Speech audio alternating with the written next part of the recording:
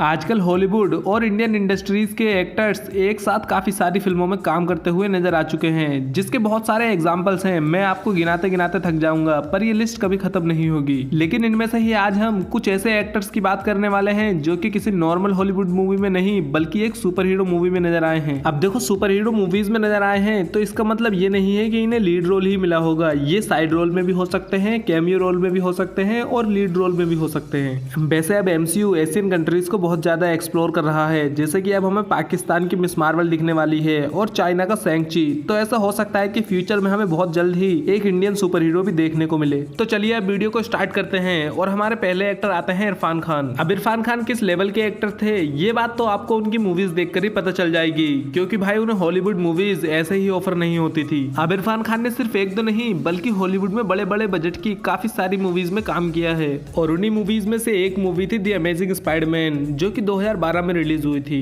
जिसमें इरफान खान ने डॉक्टर रजत रथा का रोल प्ले किया था। और जब डॉक्टर कॉनर्स लिजार्ड बन गए थे तब वो रजत रथा को मारना भी चाहते थे, लेकिन स्पाइडरमैन मौके पे पहुंचकर उन्हें बचा लेता है। और रूमर्स तो ऐसे भी आए थे कि द अमेजिंग स्पाइडरमैन 3 में रजत रथा यानी इरफान खान ही मेन विलन का रोल प्ले करेंगे। पर इससे पहले कि द अमेजिंग स्पाइडरमैन 3 बन पाती, मार्वल ने स्पाइडरमैन को लेकर सोनी से एक डील कर ली, जिस वजह से हमें द अमेजिंग स्पाइडरमैन 3 कभी देखने को ही नहीं मिली। और इसलिए इरफान खान का कैरेक्टर भी इसमें सिर्फ डॉक्टर रजत रथा का ही रह गया। यार, स्पाइडरमैन को एक इंडियन सुपर विलेन का सामना करते हुए पर्सनली मैं तो जरूर देखना चाहता था, पर भाई ऐसा कभी पॉसिबल ही नहीं हो पाया। मोहन कपूर। अब भाई ये एक इंडियन फिल्म एक्टर और टीवी एक्टर हैं जिन्हें आपने शायद किसी मूवी या सीरियल में देखा होगा। और ये सिर्फ एक एक्टर ही नहीं है बल्कि ये वॉइस आर्टिस्ट भी हैं, जिन्होंने काफी सारी हॉलीवुड मूवीज में अपनी आवाज दी है, जिसमें से ही एक थी 2016 में आई डॉक्टर स्ट्रेंज, जिसमें इन्होंने डॉक्टर स्ट्रेंज को अपनी हिंदी आवाज दी थी। अब भाई ये एमसीयू में एज ए वॉइस आर्टिस्ट तो पहले से ही थे, और अब मजे की बात तो ये है कि ये अपनी एंट्री एज ए एक्टर भी एमसीयू में करने जा रहे हैं। मोहन कपूर सबसे पहले हमें मिस मार्वल सीरीज में नजर आने वाले हैं, जिसमें ये कमाला खान एके मिस मार्वल के डैड यूसुफ खान का रोल प्ले करने वाले हैं। वैसे इस सीरीज में और भी कई सारे पाकिस्तानी एक्टर्स को कास्ट किया गया है, तो ये पॉसिबल है कि इसमें हमें और भी इंडियन एक्टर्स देखने को मिल सकते हैं। वैसे मोहन कपूर तो खुद एक वॉइस आर्टिस्ट हैं, तो अब ये देखते हैं कि मिस मार्वल सीरीज में वो खुद ही अपने कैरेक्टर को हिंदी डब करते हैं या फिर कोई और आर्टिस्ट करेगा। अब वैसे पता नहीं है मिस मार्वल हिंदी में डब होगी भी या नहीं। वैसे अगर कुछ रूमर्स की माने तो फरहान अख्तर भी हमें मिस मार्वल सीरीज में दिख सकते हैं, और अगर भाई ये न्यूज सच हो गई तब तो बहुत मजा आने वाला है। Ben Kingsley. अब ये हॉलीवुड के एक बहुत ही बड़े जाने माने एक्टर हैं, और इन्हें आपने किसी न किसी मूवी में तो देखा ही होगा। और अगर फिर भी आपको याद नहीं आ रहा है तो भाई मैं आपको याद दिला दूं कि आयरन मैन 3 में फेक मैंडरिन यानी ट्रेवर स्लेटरी का रोल इन्होंने ही प्ले किया था। अब आयरन मैन 3 में मैंडरिन को फेक दिखाकर मार्वल ने हमारे साथ एक बहुत ही बुरा मजाक किया था। तो अब मैं आपको ये बता देता हूँ कि बेन किंग्सली इंडिया को कैसे बिलोंग करते हैं। अब बेन किंग्सली के पिता जो थे वो एक गुजराती थे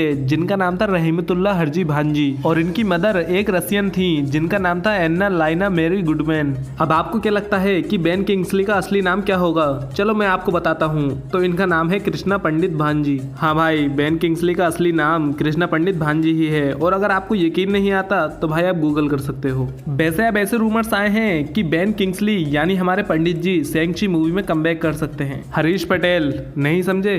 अरे भाई मैं ईबू हटेला की बात कर रहा हूँ। तो अब ईबू हटेला यानी हरीश पटेल भी हमें एमसीयू की इटर्नल्स में नजर आने वाले हैं। इटर्नल्स के टीजर में हमें हरीश पटेल कुमेल निंजानी के साथ दिखे थे, और अब मैं आपको बता सकता हूँ कि ये दोनों एक साथ क्यों थे। तो भाई देखो, सीधी सी बात है, कुमेल निंजानी एक ऐसे इटर्नल का रोल प्ले कर रहे हैं जो कि बॉलीवुड में एक सुपरस्टार है। तो भाई जब कुमेल निंजानी खुद एक बॉलीवुड स्टार का रोल प्ले कर रहे हैं तो इनके साथ हमें कुछ इंडियन एक्टर तो दिखने ही थे। वैसे मुझे इस बात के भी पूरे चांस लगते हैं कि इस मूवी में हमें थोड़े बहुत इंडियन सीन्स तो जरूर दिखने वाले हैं। जब इटर्नल्स का टीजर मैंने पहली बार देखा था तब मुझे पता ही नहीं चला कि इसमें हरीश पटेल भी हैं। मुझे भी आप सभी की तरह बाद में ही न्यूज मिली कि इटर्नल्स में हरीश पटेल एके ईबू हटेला भी हैं। इटर्नल्स की रिलीज डेट 5 नवंबर 2021 है, तो फिलहाल तो अभी इस मूवी को रिलीज होने में काफी ज्यादा टाइम है। तो कैसा लगेगा आपको अगर मैं आपसे कहूँ कि नसरुद्दीन शाह ने भी हॉलीवुड की एक सुपर हीरो मूवी में काम किया है, और सिर्फ काम ही नहीं किया बल्कि एक सुपर हीरो का कैरेक्टर प्ले किया है जिसका नाम है कैप्टन नीमो। और कैप्टन नीमो सबसे पहले the league of extraordinary gentleman movie में नजर आया था, जो कि 2003 में रिलीज हुई थी और ये मूवी सैम नाम की कॉमिक बुक सीरीज पर बेस्ड है।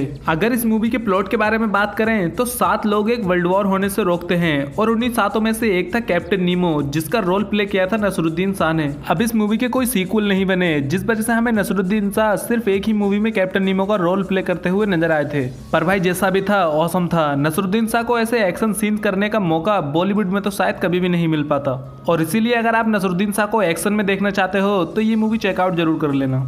अब कुछ लोग ये कहेंगे कि मैंने इस लिस्ट में कैप्टन अमेरिका विंटर सोल्जर में दिखने वाले वर्ल्ड सिक्योरिटी काउंसिल के मेंबर नागेंद्र सिंह को क्यों नहीं रखा। तो भाई नागेंद्र सिंह का कैरेक्टर तो इंडियन ही है, लेकिन जिस एक्टर ने इस कैरेक्टर को प्ले किया था उनका नाम है बर्नार्ड वाइट और वो इंडियन नहीं है। इनका जन्म हुआ था श्रीलंका में और इसलिए ये इंडियन नहीं हुए और मैंने इस लिस्ट में सिर्फ इंडियन एक्टर्स को ही बताया है। तो ये थे वो इंडियन एक्टर्स जिन्होंने हॉलीवुड की सुपर हीरो मूवीज में काम किया है। और अगर आपको ये वीडियो पसंद आई हो तो लाइक करना, अपने दोस्तों को भी दिखाना चाहते हो तो शेयर करना और ऐसी ही और इंटरेस्टिंग वीडियोस देखने के लिए चैनल को सब्सक्राइब जरूर कर लेना।